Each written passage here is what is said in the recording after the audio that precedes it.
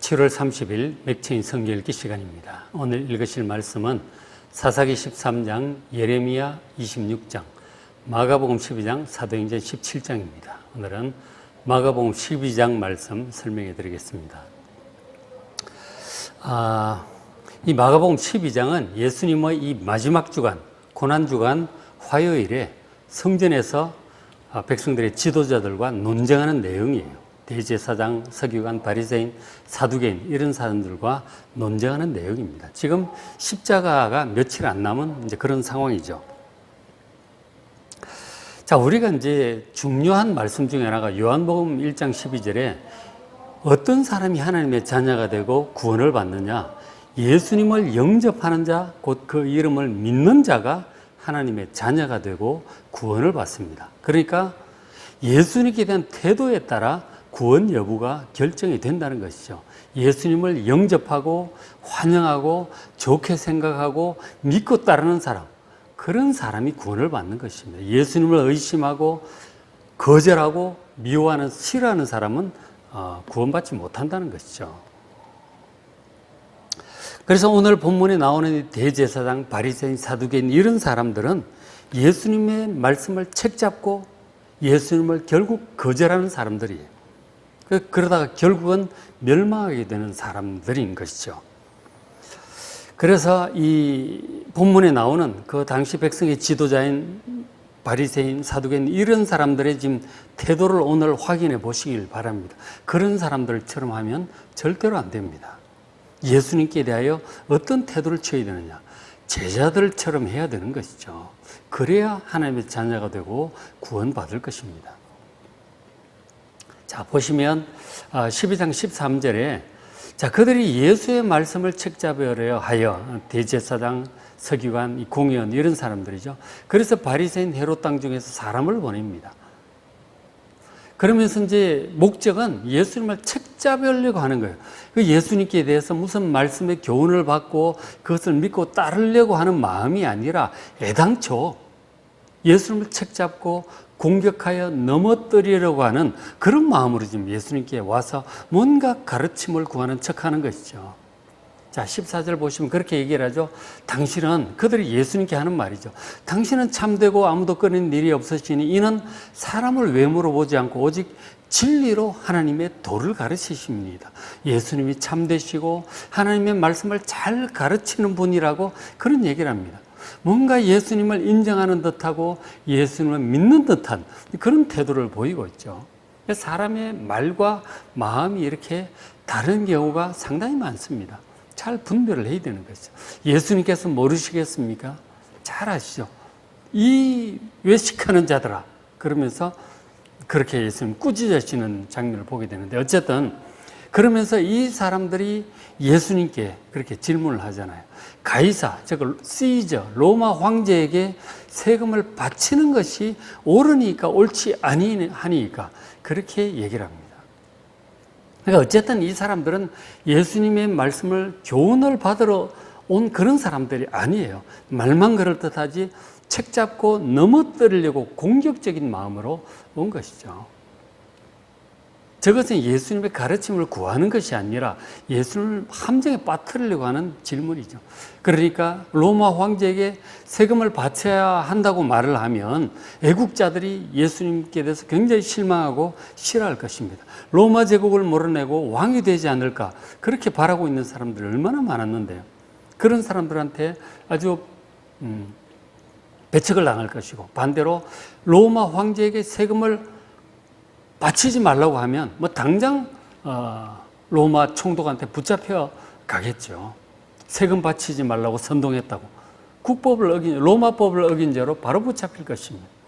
이래도 곤란하고 저래도 곤란한 그런 아주 교묘한 질문을 올가미처럼 예수님께 씌운 것이죠.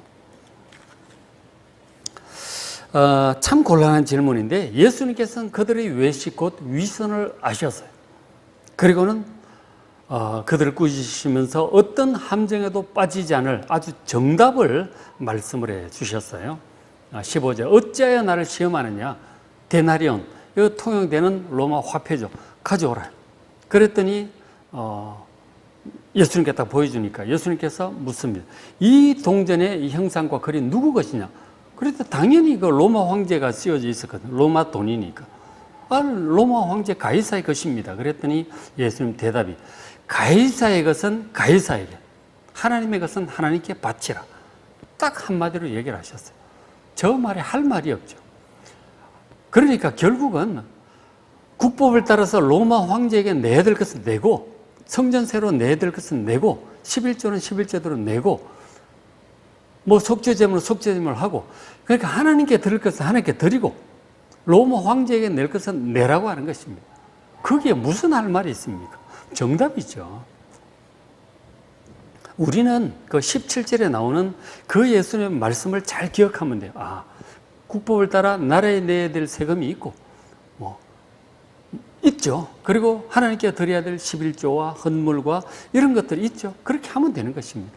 그건 우리는 이제 17절 예수님 말씀을 잘 믿고 순종하고 따르면 되는 것이죠.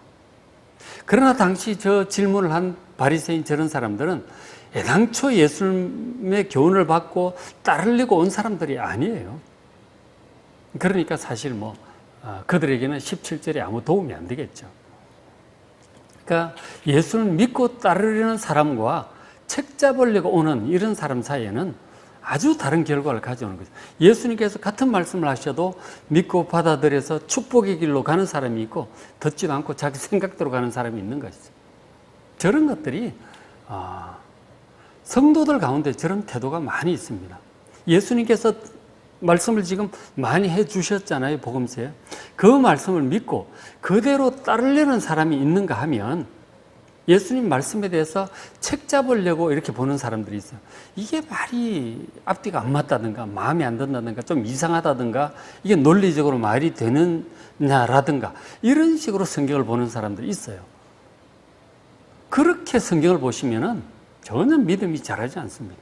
예수님 모든 말씀에 대해서 어린아이와 같은 마음으로 그대로 믿고 그대로 순종하는 것입니다. 자, 또 보시면 18절에 이번엔 사두개인들이 왔어요. 이 사두개인들은 애당초 부활을 믿지 않습니다. 우리가 부활하게 될 거라는 사실을 믿질 않아요. 그러면서도 예수님께 찾아와서 뭔가 부활에 대한 교훈을 이제 받으려는 듯이 왔어요. 그러나 사실 이 사람은 아예 믿지도 않습니다. 그러면서 그렇게 왔어요. 예수님께 질문하기를 쭉 생략하고 23절만 제가 적어놨는데, 그러니까 그 구약에 보면 형사취수법이라고 하는 게 있잖아요. 형이 전쟁터에 나가서 죽고 아들 없이 죽으면 그 남은 형수를 과부가 되잖아요. 아들도 없이. 그래서 동생이 그 형수에게 들어가서 아들을 낳을 수 있도록 해주라. 그리고 그 아들은 형의 이름으로 가문의 대를 잇게 하라고 그렇게 하는 법이 있습니다. 형사 취수법인데, 근데 남은 전쟁이 많던 그 시절에 과부를 위한 법이죠. 집에서 위치를 차지할 수 있도록 그렇게 해준 법입니다. 자, 그렇게 했는데, 그래서 이제 7 형제가 다 그렇게 해서 차례차례 죽고 그 여인을 취했는데 다 자녀 없이 죽었다. 그럼 나중에 부활을 할 때 그 여인은 누구의 아내냐? 뭐 그런 말을 만들어 갖고 와서 지금, 그러니까 부활이라는 게 말이 안 된다는 뜻이죠. 그렇게 부활은 없고 부활이라는 게 말이 안 된다고 하는 그런 뜻으로 예수님께 곤란한 이런 질문을 한 것입니다. 그러니까 그랬더니 예수님께서 알죠. 이 사람들이 부활을 안 믿는 사람들이고 교훈을 받으려고 온 사람들이 아닌 교만한 자들이라고 하는 것을 예수님 알아요. 그러나 예수님 좋은 분이시잖아요. 어쨌든 주변에 듣는 사람들이 있기 때문에 그들은 듣든지 안 듣든지 간에 주변에 듣는 사람들을 위해서 부활에 관한 교훈을 해 주십니다. 자, 24절에 예수께서 이르시되 너희가 성경도 알지 못하고 하나님의 능력도 알지 못함으로 오해하는 것이 아니냐. 사람이 죽은 자 가운데 살아날 때 부활한 이후에는 결혼하지 않는다. 그렇게 말씀을 부활에 관한 교훈들을 해주고 있습니다. 그러니까 저 부활에 관한 교훈은 좀 더 묵상을 해보시고, 어쨌든 부활과 영생과 천국과 구원에 관해서 예수님께서 많은 교훈을 해주셨어요. 우리 구원의 가장 중요한 측면 중에 하나가 부활이죠. 예수님 다시 오실 때 우리가 부활하게 될 것입니다. 그리고 영생하게 될 거예요. 그런 것들을 지금 가르치시는데, 그러나 이 사람들은 성령의 뜻도 제대로 모르고 하나님의 능력도 제대로 몰라. 그리고 부활이 어떤 건지도 몰라. 그래서 핵심적인 대답만 해주신 거죠. 결혼하지 않는다. 서로 사랑하며 다 함께 살게 될 거라고 이제 그렇게 말씀을 천사들처럼 죽지 않고 영원히 살 것이라고 그렇게 말씀을 하셨단 말이에요. 자, 그렇게 말씀을 하셨어요. 그러니까 여러분, 분명히 부활합니다. 예수님 다시 오실 때 우리는 부활의 몸, 사도행전 고린도전서 15장에 부활의 몸이 어떤 몸인지, 영광스러운 몸, 건강한 몸, 아름다운 몸, 늙지 않고 죽지 않는 몸에 대해서 말씀을 해주고 있어요. 한번 보시길 바랍니다. 부활을 믿지 않는 사람들 많이 있어요. 지금도 그리스도인들 중에, 신학자들 중에 부활을 믿지 않는 사람 많습니다. 자유주의 신학의 영향을 받는 사람들은 이 사도신경도 믿지 않고 부활을 아예 믿지 않습니다. 그러나 예수님께서 가장 많이 말씀하셨던 이 복음의 핵심이 부활이에요. 부활과 영생이란 말이에요. 천국, 새하늘과 새 땅이란 말이에요. 여러분, 예수님 말씀 그대로 믿으시길 바랍니다. 인간적인 생각으로 죽은 사람이 어떻게 살아나느냐, 그런 말 듣지 마시고 예수님 말씀을 정말 그대로 믿고 순종하고 그 부활을 소망하며 살아가시길 바랍니다. 예수님의 모든 말씀에 대해서 이렇게 아예 안 믿는 마음으로, 책 잡으려는 마음으로 이렇게 보지 마시고 어린아이처럼 그대로 믿고 순종하시길 바랍니다. 분명히 우리에게 부활이 있고 영생이 있고 천국이 있습니다. 그렇죠? 그런 마음으로 예수님의 모든 말씀을 잘 읽고, 그렇게 책 잡는 마음으로 보지 마시고 의심스러운 마음으로 보지 마시고 그대로 믿고 순종하는 마음으로 보고 거기에 인생을 맡기고 소망을 가지고 살아가시길 바랍니다. 그것이 바른 신앙이에요. 자, 어쨌든 이런 식으로 지금 예수님 말씀을 믿지 않고 오히려 책 잡으려고 하고 의심스럽게 이렇게 예수님을 쳐다보는 거죠.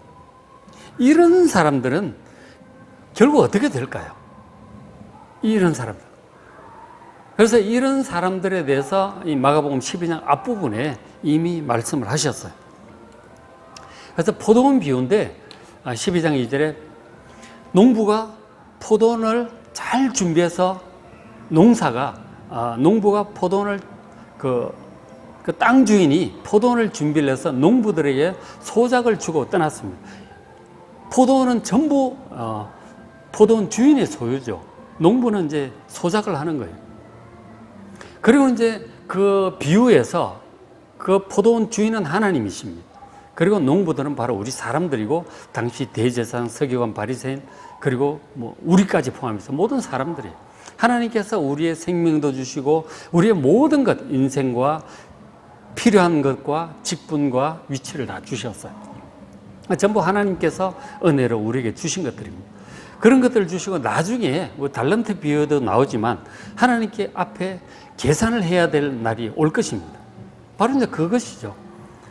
하나님께서 맡겨준 사람, 직분과 이 모든 것을 맡겨준 사람들에게 포도원 소출을 받으려고 종들을 보내는데 당연히 드려야죠.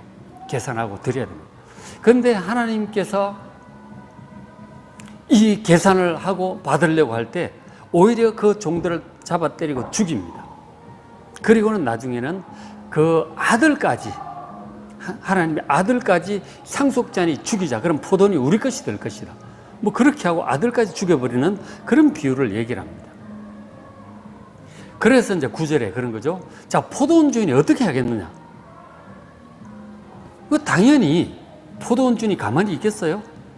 이 교만, 무도, 방자한 이 농부들을 당연히 9절에 보니까 포도원 주인이 와서 그 농부들을 진멸하고 포도원을 다른 사람들에게 줄 것이다. 그렇게 말씀을 하죠. 그러니까 하나님께 주신 모든 은혜를 알지 못하고 감사하지도 않고 하나님께 들으려고 하지도 않고 하나님 말씀을 듣고 순종하려고 하지도 않고 하나님 보내신 아들을 영접하고 믿고 순종하고 따라야 할 텐데 그렇게 하지 않고 아들까지 죽이려고 하는 이 사람들은 예수님을 믿지 않고 거절하고 대적하는 사람들은 결국 하나님을 대적함으로 하나님께 심판을 받아 완전히 멸망하게 될 것이라고 예수님께서 이 얘기를 하신 거예요. 앞부분에. 이것이 바로 자기들을 가르치고 있다는 것을 알고 그 사람들이 예수님 붙잡으려고 하지만 백성들이 다 메시아로 생각하고 쳐다보고 있는데 감히 그렇게 못하고 이를 갈면서 이제 물러나는 거죠. 그리고 바리새인도 보내고 사두개인도 보내고 어쨌든 예수님 잡아 넣으려고 그렇게 하는 그런 것들이 12장 전체 내용입니다. 우리는 저렇게 하면 안 됩니다. 예수님 말씀을 책 잡으려고 했어도 안 되고 의심하고 거절하고 그렇게 하면 저 사람들처럼 멸망할 것입니다. 오히려 우리는 정말 어린아이 같은 마음으로 제자들처럼 예수님이 우리의 구원자이심을 알고 하나님의 아들이심을 알고 그대로 믿고 모든 말씀을 믿고 순종하고 따르려고 결심하는 여러분 되시길 바랍니다. 그것이 구원의 길이고 하나님의 자녀가 되는 길이고 천국 길입니다. 그래서 이 12장에 또 이런 말씀을 쭉 한 다음에 끝에 예수님께서 백성들 듣는 데서 가장 중요한 이제 교훈을 하나 하시는데 그 계기가 있죠. 예수님이 참 진리의 말씀을 잘 가르치는 걸 보고 진짜 한 사람이 진실한 마음으로 예수님께 질문을 해요. 28절. 서기관 중 한 사람, 서기관은 성경을 필사하는 사람이니까 성경 박사라고 할 수 있죠. 자, 이 사람이 예수님께 묻는데 이 사람은 책 잡으려고 묻는 것이 아니고 진실한 마음으로 진짜 가르침을 받고자 예수님께 묻고 있습니다. 그래서 예수님께서 대답을 하셨어요. 그러니까 모든 계명 중에 첫째가 성경이 참 두꺼운데 이 전체에서 가장 중요한 말씀이 무엇입니까? 라고 여쭈었더니 예수님 바로 대답해 주십니다. 두 가지. 하나는 30절에 있듯이 우리 마음을 다하고 목숨 뜻 힘을 다해 하나님을 사랑하라는 것입니다. 전심으로 하나님을 사랑하라. 그것이 가장 중요하다 말씀을 하셨어요. 그리고 두 번째는 너희 이웃을, 우리 주변에 있는 사람들을 네 자신처럼 사랑하라고 말씀하셨어요. 이 두 가지가 가장 중요하다고 말씀을 하셨어요. 여러분, 저 말씀 정말 중요한 말씀입니다. 예수님의 저런 말씀, 저걸 사람이 저걸 어떻게 할 수 있느냐, 이렇게 저렇게 자꾸 뭔가 딴 얘기 하지 마시고, 저게 진짜 중요하구나. 깊이 새기시고, 묵상하시고, 그렇게 할 수 있도록. 부족하다면 안타까워하며 기도하시고, 그렇게 할 수 있도록. 마음과 뜻과 전심으로 하나님을 사랑하는 여러분 되시고, 그리고 주변의 사람들을 여러분 자신처럼 사랑하셔서 정말 주님께로부터 인정받는 그러한 축복의 길, 영생의 길, 천국의 길을 잘 걸어가는 여러분 되시길 바랍니다. 자, 오늘 말씀 사사기 13장, 예레미야 26장, 마가복음 12장, 사도행전 17장 말씀 읽으시고 은혜 많이 받으시기 바랍니다.